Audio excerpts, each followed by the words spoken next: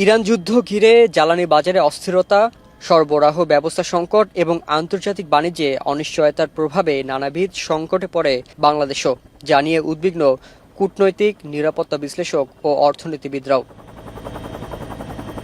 এ প্রেক্ষাপটে শনিবার রাজধানীতে এক সেমিনারে সাবেক উপদেষ্টা এম সাখাওয়াত হোসেন বলেন, বিশ্ব বহুমাত্রিক শক্তির ভারসাম্যের দিকে এগোচ্ছে, তবে সে বাস্তবতায় বাংলাদেশের পররাষ্ট্র ও প্রতিরক্ষা নীতি যথেষ্ট প্রস্তুত নয়। Bangladesh had a role to mediate in between, and that was one of the brilliant diplomatic success Bangladesh ever had.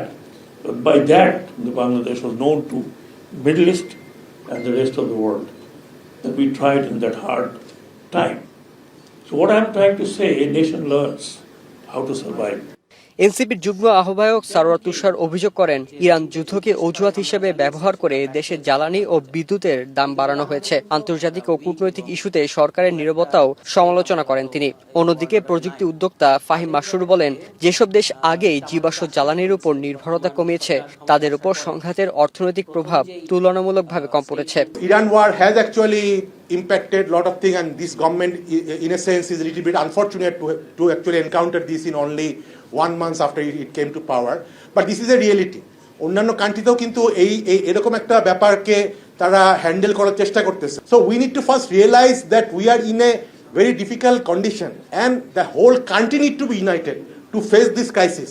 বর্তমান সরকার বলেছিল, সরকার ক্ষমতায় এসে, যে আমরা অন্তত 2 বছর বিদ্যুতের দাম বাড়াবো না, কিন্তু বিদ্যুতের দাম ঠিকই বাড়ানো হয়েছে এবং এটার একটা সিভিয়ার ইম্প্যাক্ট, হাই ইনফ্লেশন সহ অন্যান্য ইম্প্যাক্ট আমাদের সাধারণ জনগণের উপর পড়বে।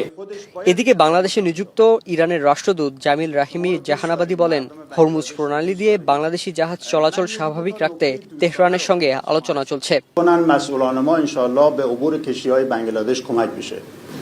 এটাই এখন সিদ্ধান্ত হয়েছে যে আমাদের কর্মকর্তারা এটা বাংলাদেশের জাহাজগুলো কিভাবে পার হতে পারে হরমুজ, সেজন্য তারা।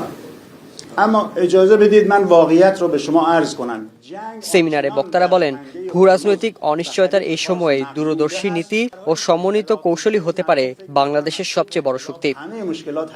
শাহরিয়ার জামান পুলক, এখন, ঢাকা।